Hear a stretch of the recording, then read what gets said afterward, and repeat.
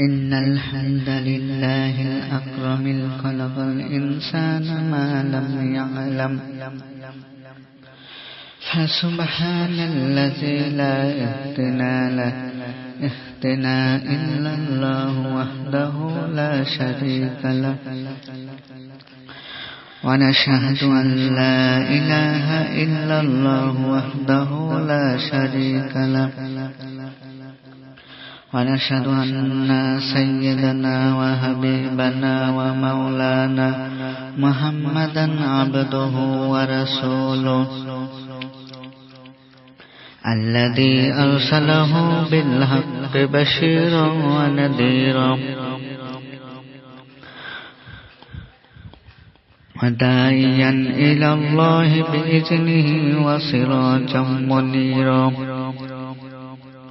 فقد قال الله تعالى في كلامه المجيد والفرقان الحميد أعوذ بالله من الشيطان الرجيم بسم الله الرحمن الرحيم اليوم نختم على أفواههم وتكلمنا أيديهم وتشهد أرجلهم بما كانوا يكسبون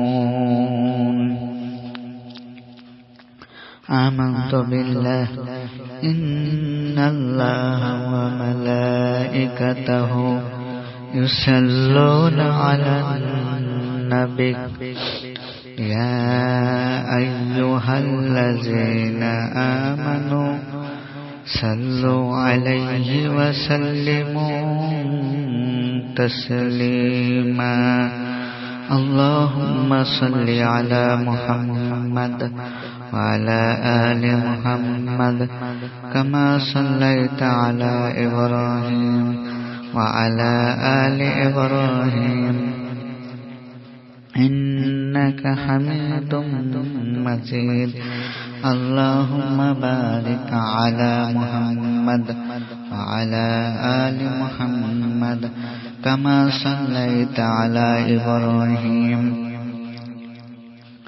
وعلى آل إبراهيم إنك حميد مجيد আলহামদুলিল্লাহ আমরা লক্ষ কোটি দরুদ এবং লক্ষ কোটি শুকরিয়া আদায় করছি সেই মহান আল্লাহ রাব্বুল আলামিনের দরবারে যিনি আজকে আমাদেরকে এই পবিত্রতম জলসায় কথা বলার সুযোগ করে দিলেন। সেই আল্লাহ রাব্বুল আলামিনের দরবারে আমরা সকলেই শুকরিয়া আদায় করছি, বলছি আলহামদুলিল্লাহ। লক্ষ কোটি দরুদ আর সালাম প্রেরিত হোক বিশ্ব নবী জনাবে মুহাম্মদ রাসূলুল্লাহ সাল্লাল্লাহু আলাইহি ওয়াসাল্লামের উপর, যাকে সৃষ্টি না করলে আল্লাহ রাব্বুল আলামিন আমাদেরকে সৃষ্টি করতেন না। সেই বিশ্ব নবী জনাবে মুহাম্মদ রাসূলুল্লাহ সাল্লাল্লাহু আলাইহি ওয়াসাল্লামের উপর একবার দরুদ এবং সালাম প্রেরণ করছি, সকলে বলছি সাল্লাল্লাহু আলাইহি ওয়াসাল্লাম। আমি কোরআনুল কারীম থেকে সূরাতুল ইয়াসিন এর 65 নম্বর আয়াত তিলাওয়াত করেছি, যে আয়াতের ভিতরে আল্লাহ রাব্বুল আলামিন বলেন, আল্লাহ রাব্বুল আলামিন এই আয়াতের ভিতরে বলেন, আল-ইয়াউমা নাখতিমু আলা আফওয়াহিহিম ওয়া তুকাল্লিমুনা আইদিহিম ওয়া তাশহাদু আরজুলুহুম বিমা কানু ইয়াকসিবুন। সেদিন কিয়ামতের মাঠে আল্লাহ রাব্বুল আলামিন মুখকে সিলমোহর মেরে দেবেন, হাত কথা বলবে, পাও সাক্ষী দেবে, বলবে হায় আল্লাহ, এই ব্যক্তি আমাকে দ্বারা এই আকাম কুকাম করেছে, অমুক জায়গায় গিয়েছিল খারাপ কাজ করার জন্য তাকে আযাব প্রদান করো, তুমি তাকে আযাব প্রদান করো, শাস্তি প্রদান করো, তুমি তাকে জাহান্নামে দাও, জাহান্নাম প্রদান করো। এর বাস্তব হাত যে আমাদের বিরুদ্ধে সাক্ষ্য দেবে, পাও যে আমাদের বিরুদ্ধে কথা বলবে, এর বাস্তব প্রমাণ একটা আমি আলোচনা করে দেব। আল্লাহর পয়গম্বর হযরত দাউদ আলাইহিস সালাম কিয়ামতের ওয়াজ করতেছেন তার উম্মতদের সামনে, যে এমন সময় একজন বলল, আপনি তো হাসরের ময়দানের ওয়াজ করছেন, আমি কিয়ামতের দৃশ্য দেখতে চাই, আপনি আমাদেরকে মেহেরবানি করে কিয়ামতের ময়দানের দৃশ্য, হাসরের ময়দানের দৃশ্যটা আমাদেরকে দেখাই দেন। দাউদ আলাইহিস সালাম টেনশনের মধ্যে পড়ে গেলেন। কিছুক্ষণ পর আরেকজন এসে বলল, হে আল্লাহর পয়গম্বর দাউদ আলাইহিস সালাম, ওই আবেদ এবং আবেদা আমার গরু চুরি করে খেয়েছে, আপনি এর বিচার করে দিন। দাউদ আলাইহিস সালাম আরো টেনশনের মধ্যে পড়ে গেলেন। দাউদ আলাইহিস সালাম ওই মহিলার কাছে শুনলেন যে কেন সে ওই লোকের গরু চুরি করে খেয়েছে। যেই ব্যক্তি দাউদ আলাইহিস সালামের কাছে গরু চুরির বিচার চেয়েছে সেই ব্যক্তির নাম হলো আব্দুল্লাহ। দাউদ আলাইহিস সালামকে ওই মহিলা সব ঘটনা খুলে বলতেছেন। মহিলা বলছেন, আমরা একটা ফানের গাছ লাগিয়েছিলাম, আমরা একটা ফলের গাছ লাগিয়েছিলাম, সেই ফলের গাছে প্রতিদিন 2টা করে ফল ধরত, আমি এবং আমার সন্তান ফল খেতাম, এতে আমাদের পেট ভরা থাকতো, আমাদের আর খাওয়ার প্রয়োজন হতো না সারাদিন। একদিন আমার সন্তান আমাকে বলল, এই ফল আর খেতে ভালো লাগে না, আমি গরুর গোশত ভুনা করে খেতে চাই।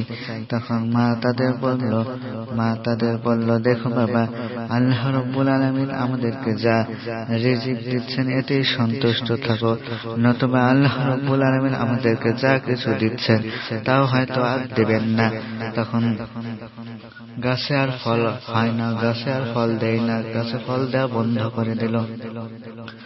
মহিলা আল্লাহর কাছে দোয়া করলেন, তবু গাছে ফল হলো না। তখন একটা গরু চলে আসলো, এসে বলল, আমি তোমাদের জন্য হালাল হয়ে এসেছি, তোমরা আমাকে জবাহ করে আমার গোশত ভুনা করে খেতে পারো। মহিলা গরুকে বিশ্বাস করলেন না, বিদায় করে দিলেন। মহিলা আবার গাছে ফল দেওয়ার জন্য আল্লাহর কাছে দোয়া করলেন।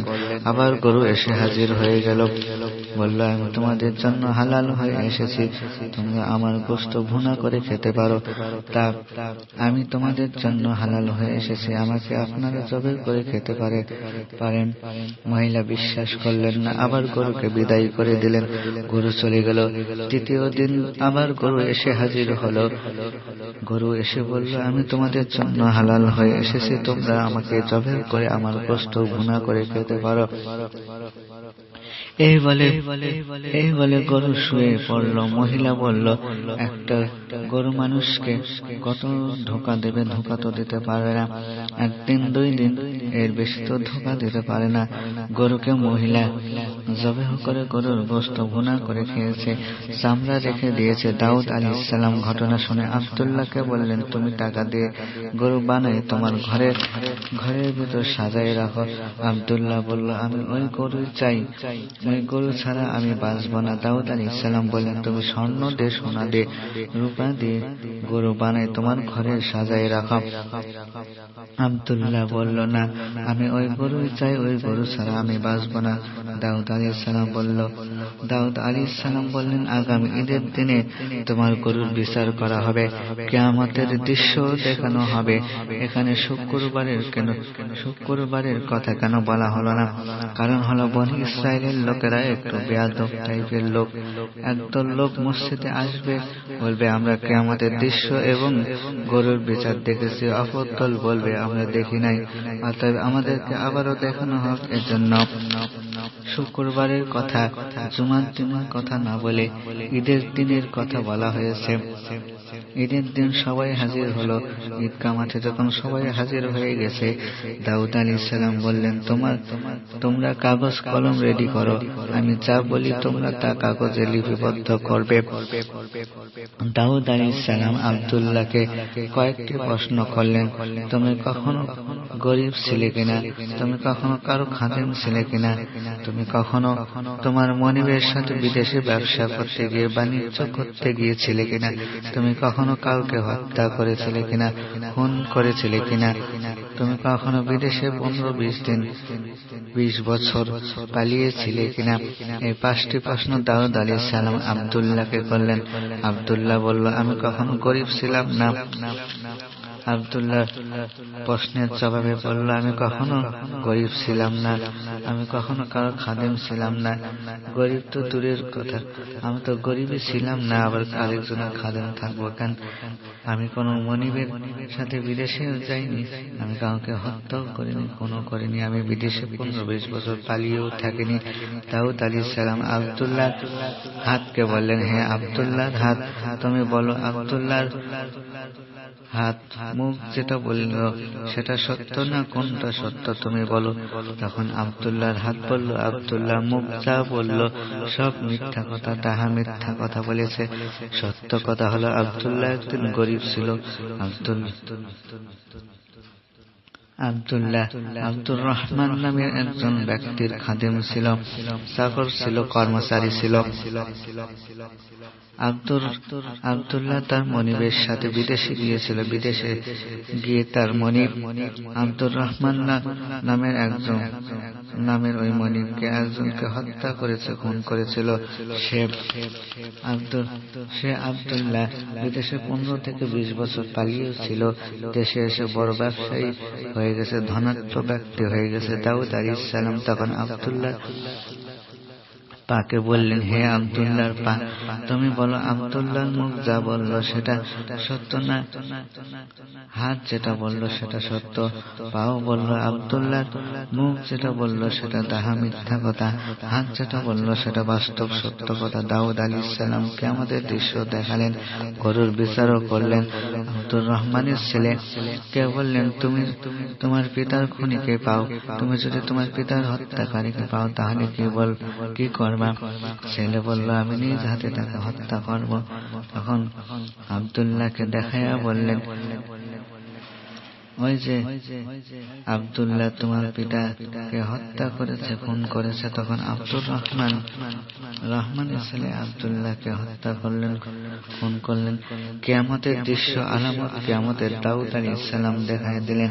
মুসা আলাইহিস সালাম যখন জন্মগ্রহণ করলেন তখন একজন কাঠমিস্ত্রি মুসা আলাইহিস সালাম যখন জন্মগ্রহণ করলেন তখন একজন কাঠমিস্ত্রি মুসা আলাইহিস সালামের কাছে মুসা আলাইহিস সালামের জন্য একটা কি বানালেন, বাক্স বানালেন। তখন বাক্স বানিয়ে ফেরাউনের কাছে গিয়ে বলল, এই যে বাক্স। ফেরাউন বলল, কিসের বাক্স এটা? মিস্ত্রি আর বলতে পারে না, বোবা হয়ে গিয়েছে। বাইরে এসে একা একা বলল, এই যে এটা বাক্স তৈরি করা হয়েছে মুসা আলাইহিস সালামকে, এই বাক্সে ভরে নদীতে ভাসানো হবে। তখন ফেরাউনের কাছে গিয়ে বলতে লাগলো, কিন্তু বলতে আর পারে না। সুতরাং আল্লাহ রাব্বুল আলামিন জবান বন্ধ করতে পারেন। অবশ্যই এই আল্লাহ রাব্বুল আলামিনের এই ক্ষমতা আছে। আল্লাহ রাব্বুল আলামিন মানুষের জবান বন্ধ করে দিতে পারেন। সেই দিন মাহাদানে মহাশরে আল্লাহ রাব্বুল আলামিন কিয়ামতের ময়দানে আমাদের জবানকে বন্ধ করে দেবেন। আমাদের হাত কথা বলবে, আমাদের পা আমাদের বিরুদ্ধে সাক্ষ্য প্রদান করবে। সুতরাং আমাদেরকে আল্লাহ রাব্বুল আলামিনের ভয় করতে হবে, হাসরের ময়দানে ভয় করতে হবে, আল্লাহর ভয় করতে হবে, হাসরের ভয় করতে হবে, জাহান্নামের ভয় করতে হবে। ভয় করিয়া আল্লাহ রাব্বুল আলামিনের দেয়া জীবন বিধান কুরআনুল কারীম দ্বারা আমাদের জীবনকে গঠন করতে হবে। সম্মানিত ভাইরা, আল্লাহ রাব্বুল আলামিন বলেন ইয়া আইয়ুহাল্লাযীনা আমানু ইত্তাকুল্লাহা হাক্কা তুকাতিহি ওয়া লা তামুতুন্না ইল্লা ওয়া আনতুম মুসলিমুন। হে ঈমানদারগণ, তোমরা আল্লাহকে ভয় করার মতো ভয় করো এবং তোমরা কেউ প্রকৃত মুসলমান না হয় মৃত্যুবরণ করো না। আল্লাহ রাব্বুল আলামিন বলেন কুল্লুকুম রাইন, আল্লাহ রাব্বুল আলামিন বলেন কুল্লুকুম রাইন কুল্লুকুম মাসউল আন রাইন। তোমরা প্রত্যেকেই দায়িত্বশীল, তোমরা প্রত্যেকেই এই নেতা, কেউ এলাকার, কেউ ইউনিয়নের, কেউ বা ঘরের, কেউ বা বাড়ির, কেউ দেশের।